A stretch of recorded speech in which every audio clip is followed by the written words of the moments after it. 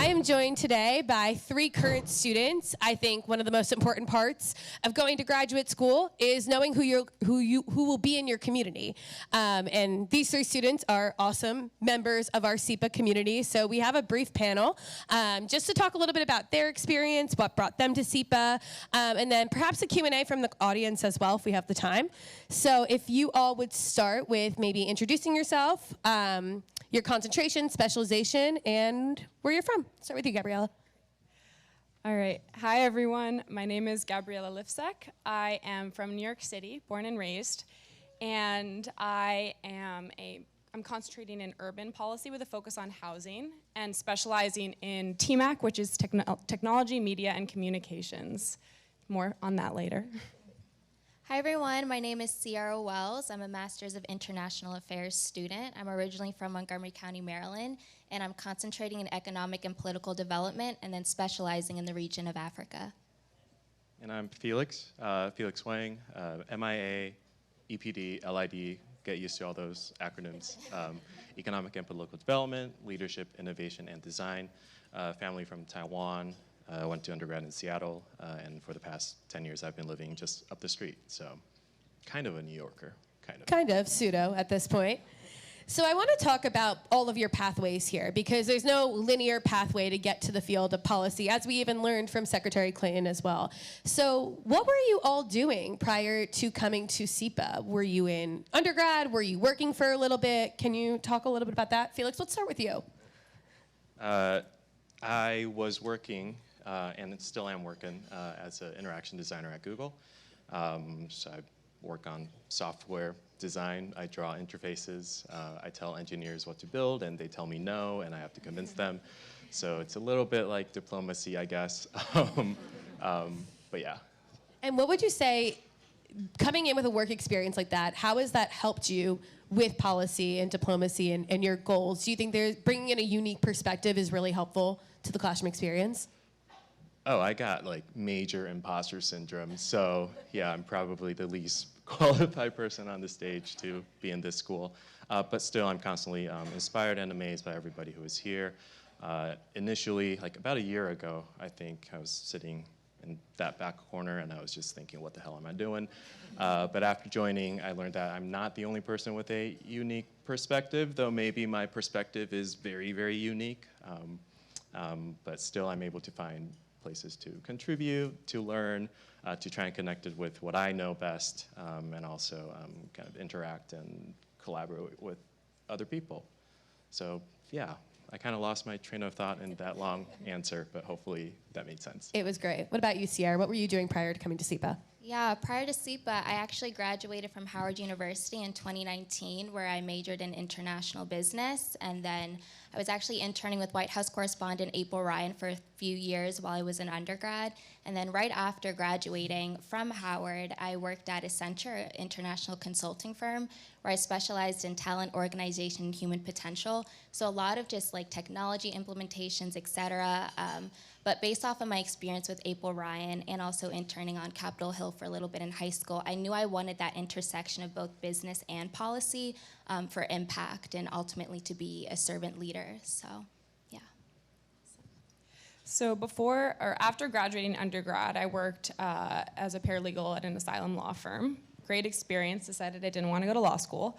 The pandemic happened and I actually wanted to be in person. I was done with the remote thing, so I started working at 3rd Street Men's Shelter downtown, and so I kind of entered the direct service world for a bit. So as the housing specialist, it was amazing moving people into their first apartments. Nothing compares to that, but noticed extremely frustrating things with the system, so I decided I wanted to go back to school to figure out the policy side and how government works, to try and work on the supply and also kind of just see if I could fix it from that side. Idealistic, but find a lot of people at SIPA like that. So I've definitely found a lot of, I've definitely been able to achieve a lot of what I came here to do, which has been really exciting. Not in terms of housing, but in terms of learning how to move the policy levers to make that change. So you all had some working experience prior to coming here. So kind of getting back into the classroom and getting into the swing of things can be a little challenging and overwhelming to get back into it. So I want to talk about academics, and I want to talk about your experience in the classroom. Do you all have a favorite class that you took here, a professor that stands out as one that really has defined your SIPA experience? I'll start with you, Gabriella. I feel like I've been so lucky to have a lot of amazing classes, and I've actually gained many women mentors as a result. So I'll start with that. But my first semester, fall 2 years ago, I took a class with 2 SIPA adjuncts who were formerly SIPA students. And it was mind-blowing. It's not something I ended up doing, but it was on open source investigation and journalism. It was a TMAT course, and also on digital provenance. So it kind of opened my eyes to what a lot of Secretary Clinton was speaking about. Even if I was just using it in my own life, like, is this real? How do I go on Google and figure out? But it kind of just showed me the amazing opportunities to learn, even if it's not directly related to what you are going to do. But everything's so interconnected that it really touches everything. So yeah, that would be the course. I think for me, my favorite course first semester was a class I took with the adjunct. It was intersectionality of race, power, and gender.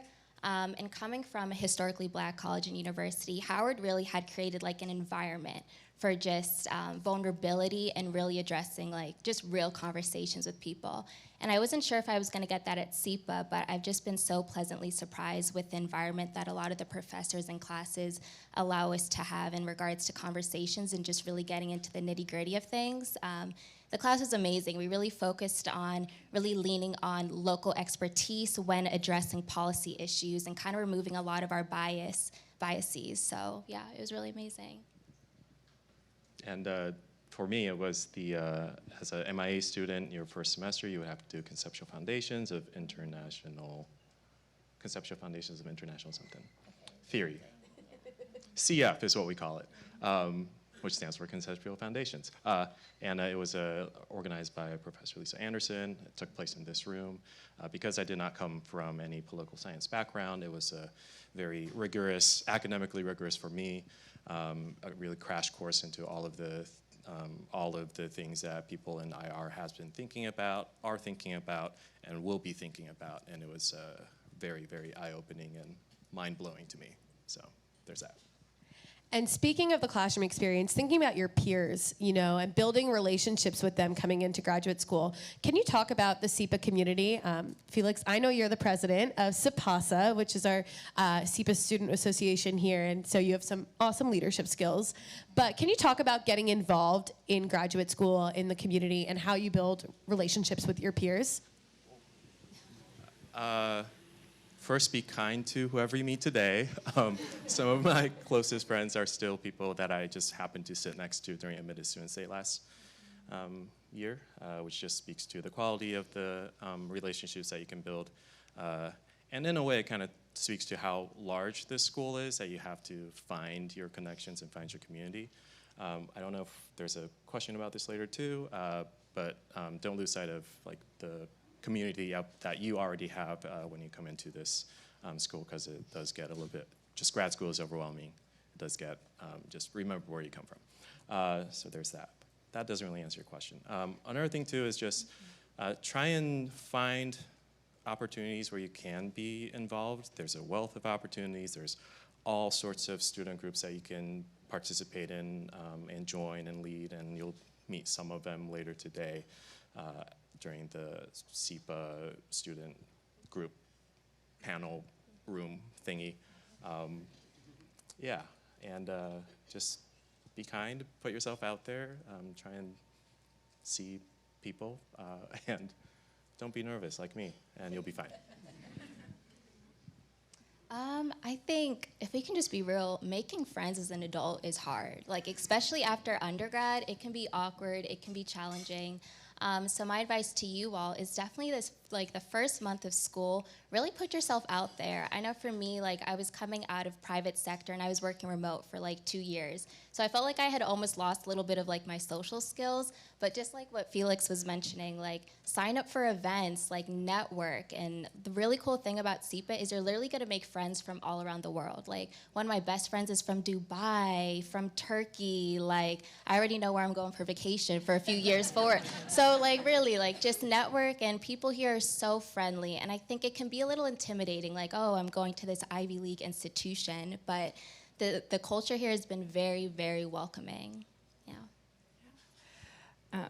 Agreed with everything that's been said so far. There's a lot of group work at SIPA, so that kind of automatically forces you to meet people, whether for the good or the bad, usually good.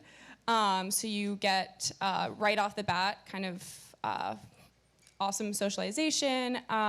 Definitely, if you are interested in any of the groups or in starting your own club, those are a great way to get involved. I was the co-president of the migration working group, so I became really close with my co-president, and we, planned a ton of events together on and off campus. So that was a great way to kind of also meet their friends. Trying to think of any other words of wisdom.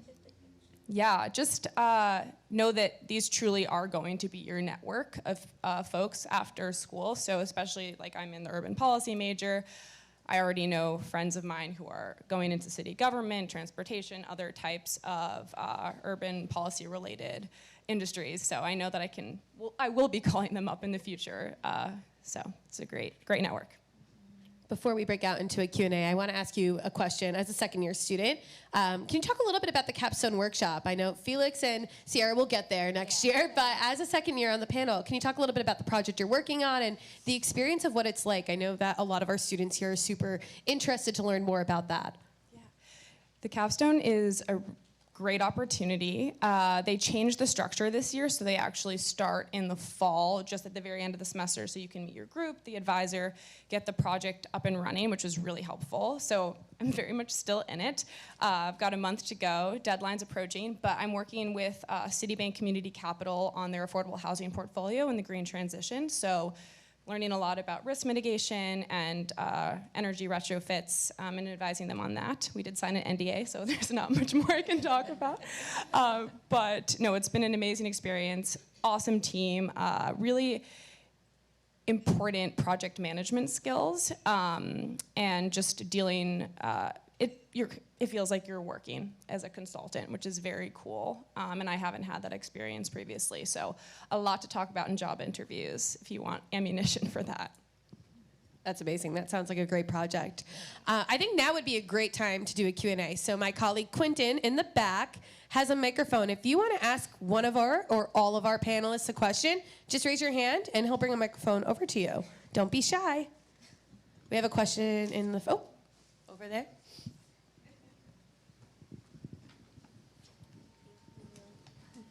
Hi, my question is just to what degree or like how common, if at all, is it for SIPA master's students to also work either full-time or I guess part-time while they're completing their master's? Although it's not ideal to be the full-time graduate student and full-time employee, that's like an unfortunate reality for a lot of students. So I'm just wondering what that looks like for a SIPA MPA graduate student. Do you want to kick it off, Felix? Yeah, I think my situation doing both full-time is not, I'm not going to advise you to do that, but I also recognize that everybody has kind of their own situationship and situations. It's, I think full-time student, full-time employees or workers is a little bit rare. I do know that majority of people might have an internship or several internships on the side while going to school. There's also research assistantships within the institution and with other institutions, and so it's not as uncommon as I thought it would be. Also, as all these classes so far that I've been taking, professors are quite accommodating if there is work conflict, but definitely reach out. Like it's point is, it's common enough that I've had professors, I was able to make some arrangements if there was any work conflict, but also not. Don't quote me on that. Anyways, cameras are on, so yeah. I TA'd and was a reader both semesters, and then worked as a writing tutor for SIPA. So all on-campus jobs, obviously they're not guaranteed, but if you kind of go to office hours, do well in the class, get to know the professors, there's a really good chance that you will get some type of student employment, which I felt was very doable during the semesters, especially because it was located here, and it obviously the professors know you're a full-time student. So that was great. But yeah, I actually worked with someone who was a former SIPA alumni who now works for the mayor's office, who did full-time, and she wishes that she had spent more time at SIPA and more immersed in the experience. So pros and cons. Hi, my name is Yedidia Zahore. Thank you for sharing your experience. My question is for Cierra. I wanted to ask about, as someone who is looking to pursue EPD and the Africa specialization, can you share a bit more about that and your experience? Yeah, I've really loved my experience a lot, especially with the vast curriculum that's available in regards to classes. And one thing I've also noticed here at SIPA is that professors and admin are very open to feedback as well. One thing that we're really pushing for is to have an African professor at SIPA that really specializes in the region. But right now I'm currently in 2 classes for the region of Africa, Social Movements and Citizenship in Africa, as well as African Development Strategies, which I absolutely love. The professors are so amazing and so dynamic. We're also encouraged to take classes like in the business school. I plan on taking a class over there with African Business Development in the fall. So it's been really amazing, and feel free to reach out to me after this and we can talk. Other questions? Hi. Oh, sorry. Hi, my name is Sneha. My question is for all 3 of you. It's kind of more vaguely about how you chose your concentration and specialization. What was the process? At what point did you kind of, I don't know if you have to declare it or decide it, and then is it common to change them throughout your program? Okay, so I went in as, it's urban and social policy, but I think I started as social policy, and then during the first week of school, the professors all did a talk, and I switched to urban that way, so it was pretty quick, and haven't switched since. I think it's pretty easy from what I understand. Interestingly, I came to SIPA with more also a migration focused, and didn't find there to be a lot on that, which kind of forced me into urban policy, which turned out to be really great since it's what I'm gonna be doing with my career. But so I think that it will work out because there are a lot of options. And yeah, just talk to professors, heads of the concentrations, and mostly to other students who are first or second years. Yeah, similar to your story as well. I originally came in as urban and social policy, but I realized that concentration is very amazing, but it's also very broad. So if you have more broad interests, I think that's really great. But I also realized as I was taking classes my first semester that I was really passionate about economic development specifically. So I changed my concentration to EPD. And my specialization when coming into SIPA was actually United Nations and international organizations. I liked it because it felt broad as well and very interesting, especially with the UN being right here in New York. But I just decided to stay true to what I was really passionate about, which is economic development within the African diaspora. So it's very easy to transfer, but I don't know, word of recommendation is probably don't try to jump around too much before your second year, just to make sure you're still in alignment with the classes you have to take. And I'll add that if you are currently considering maybe of switching, definitely reach out to, I think once you are admitted, reach out to your advisor as soon as possible so you can start kind of planning out the coursework. There are some requirement courses that everybody has to take. There's some wiggle room with kind of the side courses, but if you are thinking about it, if you're inspired by all the people that you meet and all the classes and things that you've heard throughout the past admitted students week and beyond, and you're planning on it, start early, because the last thing you want to do is kind of forget to take a class that is critical to whatever concentration that you want to join in, and you end up having to do a capstone and like figuring out how to get all the requirements down before you leave. So. Hi, thank you so much for joining us today. My name is Ariana Kemp, and I'm wondering if you could speak a little bit about what a typical week looks like as a SIPA student, what your hourly breakdown is in terms of hours in class versus studying, working if that's part of your schedule, and getting involved in on-campus organizations. It sounds like there are a lot of great opportunities, but I'm wondering how you fit it all in. I don't know if there is a typical hourly breakdown, but I do break down every hour. Highly dependent on courses. I think it's recommended like 15 credits. Okay, good. And the classes have lectures, they have recitations, they have office hours, they have TA, so mainly up to you how you want to organize and seek out extra help if you are, like me earlier, pretty academically challenged when it came to international relations. So for my week, probably have 10 hours worth of coursework. I also work 40-hour work week if my manager listens in.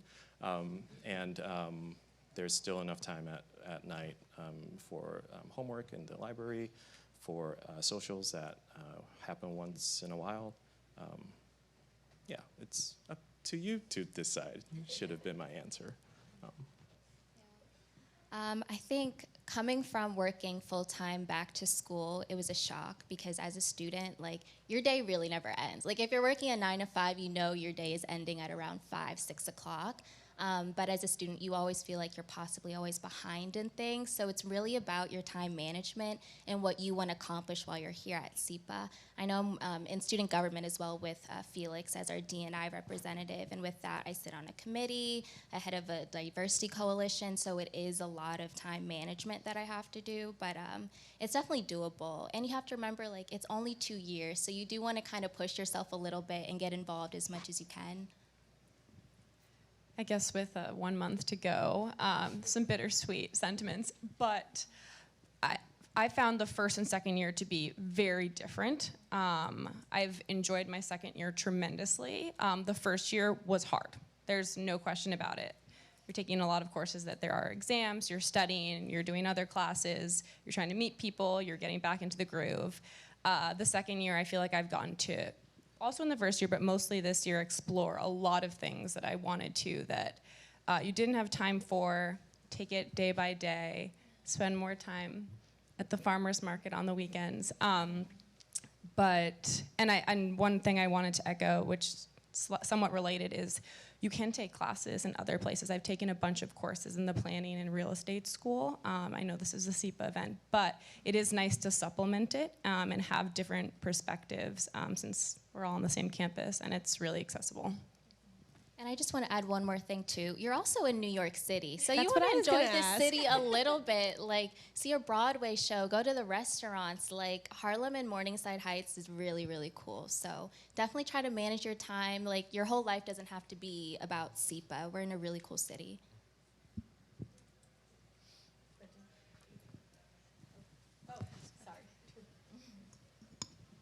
My name is Kenneth. I just have a question about the large student body at SIPA. Obviously, we have a cap of 300 that are able to come to the admitted day, and this is not everyone.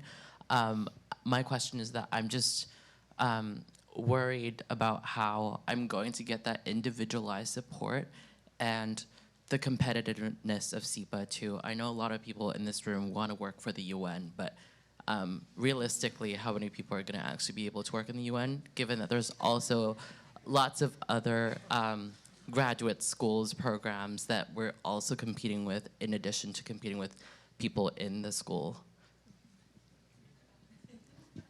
I can add to that. I think You would actually be pretty surprised. Like, I've met a lot of students whose interests are so different than mine, that are really focused on the environment and the ecosystem and more focused on like social policy. So the student body is very, very diverse in our interests. So it's not even necessarily, I want to say, competition. We actually work a lot together. Like, hey, I heard about this internship, Sierra, you should apply here. That's one thing I love about SIPA. It truly is the culture and the people. So yeah, just wanted to throw that out there. Yeah, don't get fooled by the total amount of students, right? Like it is like 1,200 students. That sounds like a lot, but once you get into it, we have a lot of concentrations, we have a lot of specializations, we have people dueling concentrations, like doing two, not like fighting duel. But like once you start breaking it down, kind of your cohort will be very manageable. And I also wouldn't view people as competition because, like Sierra said, everybody has different interests, and your interests will also change once you are here and you see kind of all the interesting classes that you want to do, and maybe you'll have to, like, it's 2 years, it's a long time, you're gonna reinvent yourself. So at the end of that, you might just be you, and you're your only competition, and then someone wants to hire you, they have to hire you because you are one of you. Anyways, so there's that. As far as the overall university community, there will be several ways that you can interact with kind of smaller chunks. For instance, during the orientation week, you'll be grouped in SIPL's group, that's SIPA people, SIPLs, and that is also kind of a tight community that you move on through your year. Your concentration, there's socials, your specialization, there's socials, there's student groups. So yeah, there will be smaller communities. And then for, I think there was another point of one-on-one individualized attention. There's resources are out there. There will be times where you will have to be the one advocating for yourself and then kind of seeking those out. But the apparatus overall, there will be pockets where you can find support, not pockets. The apparatus overall is set up to support you through the next 2 years, and lean on staff, lean on faculty, lean on fellow students. Come find me. We're going to overlap for a year. You know my name and face already. Anyways. I'll just add on to the mentorship piece. I mentioned it earlier, but professors are amazing resources for that. I've taken a lot of my classes, aside for the introductory ones, are really small. So you're in classes with anywhere from 7 or 8 to maybe 20 people is the largest of a small class. So you get to know the folks in the class and also the professors really well. So if it's a subject matter you're really passionate about, get coffee with the professor, network with them, and then stay in touch. So we only have about a few minutes left. Do you have a quick question? Okay. So my name is Mona, and first and foremost, thank you so much for sharing your experiences. I know, Felix, you mentioned you were at Admitted Students Day a year ago, and I was wondering when you got your decision, whether you only applied to Columbia or there were other programs you were considering, what was the reason why you picked SIPA? How did SIPA stand out to you?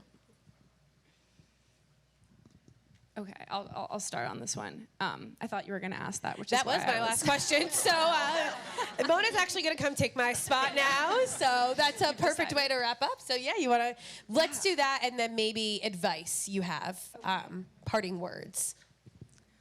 So I was deciding between a few schools. The first and foremost reason being that I wanted to be in New York City, where my family is, and you know, coming out of the pandemic, it was a really exciting time to be here. What I may not have known at the time, but ultimately maybe partially swayed my decision, was not just that we are in New York, but as a result, the professors, the adjunct professors that you get by being in New York are something that I absolutely did not have in undergrad, and that I think most schools really, like, people want to live in New York, and the professors are doing their jobs. Like, I took a class with the head of global strategy at Human Rights Watch, Minky Warden. She's one of the most amazing professors. Professor Jerry Powell, other really, I'm forgetting someone really important right now in my head, and I'm gonna regret it later. But, oh yeah, Professor Chelsea Moldham, she is the founder of the Public Policy Lab. I think I looked them up beforehand, but you don't have access to adjuncts like that elsewhere. So that has been completely transformative or formative in the experience.